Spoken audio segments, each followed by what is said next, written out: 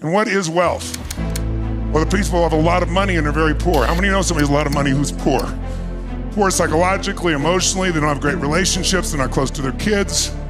Really poor is the opposite of wealth. Wealth, if you want to give it a definition, is when you can extract the maximum joy out of any experience. That's wealthy. If you have a ton of money and you don't experience joy out of it, if you can't extract the joy, you're not wealthy, you got money. And most of us know money does not change your life. People say, if you're not happy with money, you don't know where to shop. I don't think that's totally true, that's useful. But the truth of the matter is, I want to make sure that you start being wealthy here, whether the numbers hit that or not. And I'm one of you. I'm one of you, meaning some of you starting the journey may see where I am now and go, oh my God, I remember I was fortunate enough to get myself in proximity of some huge players. And I got there because of my skill set. I was able to help them with something else in their life. I changed their relationship or changed their happiness or their joy or changed their body or helped them shift something in their business. And so early in my life, I got in proximity with some multi-billionaires. But not only just multi-billionaires, because a lot of multi-billionaires, as I found when I did Money Master the Game, don't have much of a lifestyle. Some of them are tight as can possibly be. They're not wealthy. They have lots of money. I know one in particular who became a friend of mine. In the beginning, he'd be screaming at his wife and his kid because they spent $2,500 a piece of jewelry, and the guy is a multi-billionaire. It's like, we flew to India, I flew to India, and in those days I didn't have my own plane, but I chartered because the quality of my life was affected by it so much, and he has a Gulfstream and he chose to go commercial. And I was like, what is wrong with you? And by the way, this person was like 70 years old, so it's not like there's a lot of time to save up for something, right? He could spend more money than he could ever imagine every day and never go through all his money. But some people never get beyond scarcity no matter how much money they have. So I think it's important that on this first day, we address the psychological part, just like we do in business, right? Start out in business, I love to start out with some of the core strategies like optimization, because you know how much I love that, because you can change any business. How many of you have been to Business Mastery, optimized your business, and grown it significantly? Make some noise if you're out there, ladies and gentlemen. But none of that works if you don't change your psychology first, right? Because that is always the barrier. And every one of us in this room has a financial set point, a wealth set point. And that set point is kind of like body weight. You know, people have their goal and then they have where they live. And they might go for their goal for a while, but they usually adjust to that set point. And the goal this week might be for you to expand your set point, not so you have more money. First, expanding your set point on enjoyment. Because if you think more money is going to do it, it's not. How many made a lot more money today than 10 years ago, and you have a lot more stress in your life as well? I'm curious. Let me see a show of life. Right? People think I have more money, I have less stress. Even stupid things that only we can talk about here, because outside this context, people go, oh, first world problems, and they're right. But if you have multiple homes, it's another job, right? You got multiple people, and there's different staffs in different locations, and somebody's got a problem, and somebody's getting sick, and somebody's fighting with somebody else in the organization. Who knows what I'm talking about? It's another freaking business you got to run, right? Now, I'm not complaining in any way, shape, or form, but it doesn't go away because you have money. It goes away, meaning scarcity, because you've made a shift in your psychology. It goes away when you start finding wealth in every moment, when you can find the joy even in the stuff that used to piss you off or freak you out. That's when you become really wealthy. When you're 30 or 35 or 40, you think you know where you are, or you think you're hit a certain age, but you have no idea that if most of you in this room are how many are under the age of 40, I should say? How many under the age? Yes. You have no clue. How many are 40 or above? Let's see the room. We kind of split the room here, right? A little more. 40 and on are the highest earning years of your life that will dwarf everything else if you apply the types of things we learned to grow your business and if you invest. It's ridiculous the growth that you can have. But you have to be around the right people. You have to raise your set point if you want to. By the way, the goal is not to have the most money. The goal is to have the most joy with the least amount of money needed. But whatever's going to give you the most joy is it. You're not competing with other people. You're finding what it is that's going to make you feel fulfilled. But the bottom line is, during that time, I remember going to Peter, and he invited me at this one point to go on his yacht. We were going in the Northeast there through all the islands. And these are all people in the movie business. And I'll never forget, at one point, some guys were talking about Peter, and they were saying, like, he made $25 million on that picture. 1 year. It was really a 5-year project, but all I heard was 1 year. $25 million. And at that point, it was like the most people had made in a film as an executive director, producer, I should say. And I remember thinking, I work 20-hour days, never less than 18. I work 6-7 days a week. I love what I do. I'll never make $25 million in a year. Now I make $20 million while I sleep every year. Not counting anything I do actively, to give you an idea. I'm just telling you, it seemed impossible. And I remember feeling like depressed. I will never be out like this. I'm not one of them. I'll never be at that level. And I went into this little thing because when you compare yourself to others, you will steal your joy. Got it down. Because you're never fair in your comparison. One is, I had negated and noticed that Peter was 18 years my senior. He also picked an industry that was much more profitable than the one I was in. I was in a business that had margins of 8 to 10%, like a restaurant. You make one mistake or you make no mistakes. The economy changes and you're upside down. I didn't understand the importance of margin. I didn't understand how to maximize a business. I didn't think my business could ever be something of size or scope. But I learned how to make that happen in my core business before I ran off to 10 other businesses, which many of my friends did. And my people around me, it's like, no, you would not maximize this business. I said, trust me, I'm doing more than anybody on the face of the earth in this area. Still, you've not maximized it.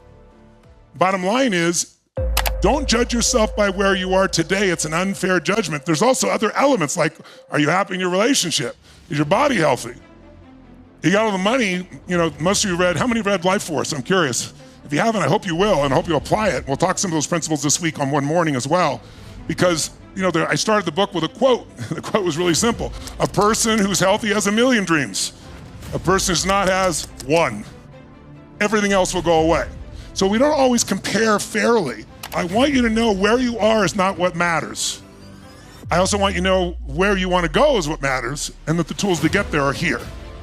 And in the beginning, some of you may feel a little overwhelmed because there may be language or terms that are used that you're not familiar with. Even if you're a sophisticated investor, some of these people may use terms. Some of them are traders and so forth you'll not be familiar with. Don't let it bother you in any way. They're not smarter than you are. It's like the medical profession. It's like lawyers. They have certain words that give them power. Now they use words. Now, everybody uses words, so these people have words. When I first learned to fly a helicopter, I remember it's like you're trying to listen, the sound's so loud, and the voice of the guy in the tower is breaking up. I have no idea what he said. Even if I understood it, I wouldn't know what he said. But after a while, you'll learn, especially after about 5 days of immersion here. Things will start to make sense, just like if I threw you in Italy and didn't give you any language learning and said, I'll pick you up in 90 days. With no teacher, you'll figure it out because you're in immersion. And the same thing happens. After a while, you learn there's only so many patterns, right? There's only so many things the tower can say. So even though a part of it, you know what it means. You know the rhythm. And that's what will happen with you financially over the next decade if you handle yourself well. And my decade went from, I remember trying to figure out my financial plan of how do I get $2 million in income while I'm sleeping, which would have covered my lifestyle because I didn't own a $50 million house and all that kind of shit, or a BBJ. I was chartering planes. And so then it's like it grew from that to 20 million a year while I'm sleeping. And my best years I've made over $100 million, to give you an idea. I've got several years of $100 million, and I got the next 3 years I'll make over $100 million. So there wasn't a lot of role models like, oh, you're in the movie business, there's a dozen or so huge assets people have built like that area. But so I had to see it, I had to find it, I had to find my way. But what did it was getting uncomfortable, but still enjoying my life. Do you find the balance I'm talking about here? This week, you're going to get uncomfortable. We're in really interesting times. Some of the most challenging times, very different than anything most of you have experienced in your lifetime. But everybody will experience in their lifetime. They live to be at least 80. There's 4 seasons. Some people experience winter when they're a kid. Some people when they're in the Middle Ages, 20s to 40s, some 40s, 60s, some 60 to 80. But if you live, no one escapes winter. But winter is, well, if I asked you, when would be the easiest and fastest time, maybe not easiest, what's the fastest time to make money? When can you make the most money in the shortest period of time? What season? It's winter. Why? Because everybody's scared, and when they're scared, they change what they value things for. And the way you make money is not by buying things for what they're worth. You're gonna buy something for less than it's really worth because of the psychological change, or something maybe that's worth that now today, but with inflation, it's going to grow. That's the way you make money. Or building a business and growing it and selling it for a multiple. Those are the only ways you get wealthy financially. So if you think about it, this is the best season in the world if you can keep this and this straight.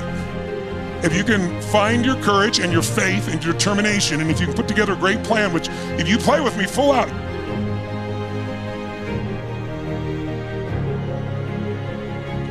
you've got great, sophistication, but you don't have great execution.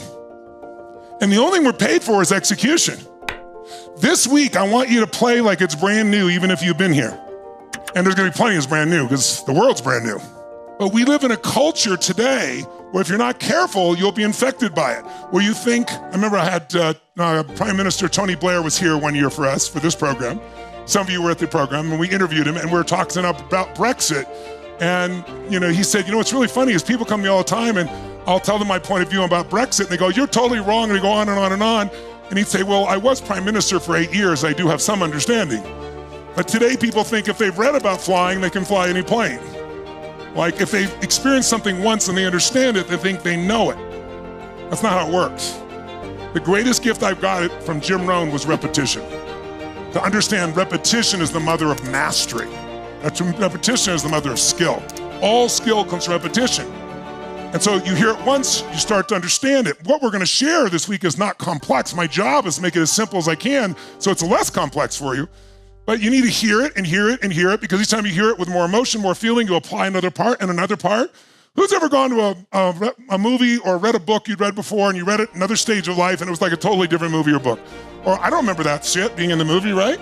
It's because you're growing, because there's something new. So every time I make sure I don't say, I know this. When I was doing Money Master the Game, I spent 23 years coaching Paul Tudor Jones, one of the 10 most successful financial traders in the history of the world. I've coached him every day for 23 years. He is a genius. He gives me way more credit than I deserve, but I like it. But I've also learned so much from him. So I knew a lot before I went to go interview these people. But I was more than humbled because I went with a fresh view that as much as I think I know about working with the best guys on earth, there's so many ways to crack this egg, so to speak. And I learned so many distinctions. That was 10 years ago, 2013, when I was in the middle of writing that book. Where I am now versus I was then, because I've applied these tools, is beyond imagination. I'll have $1 billion net worth in the next 36 months, 5 years, if I don't do anything that has a blow up, just my normal asset at their normal growth at about 6 or 7%. And I never focused on money, it wasn't my focus. I changed to make sure I included money as my focus. But I wasn't somebody saying I've got to do this. And being a billionaire will not change my life at all, but it'll be fun. There's only 3,000 of them on the whole planet. So it's like you're a part of a unique club. And it's because I've applied these principles. So I am so excited. Your goal may not to be a billionaire, and it certainly wasn't mine. But I want you to have the greatest quality of life possible. But to do that, we got to take this thing called money and put it in a context where it doesn't add stress to your life and where you feel a sense of skill and understanding and optimism that even if all hell breaks loose, things go up and down. It's not a straight line. If you think it's a straight line to what you want to achieve, you've not been in business. If you go to nature, show me a straight line in nature. You won't find it. If you find it, a human built it. That's not how things grow. How do they grow? They grow up and they come down a little bit like a stock, right? But if it's successful, the overall arc is up. And over the years, there's a stacking of those effects. So what I really want to get across to you is I don't give a shit where you are. Number one, let's start by being wealthy, because if you can extract as much joy as possible out of every moment from little things, not just the big things, not the astronaut who goes to the moon and they walk on the moon and it's the most unbelievable experience and they come home and they have a ticker tape parade in New York and they shake the president's hand and then what? They thought the way to have adventure is walk on the moon and they did it.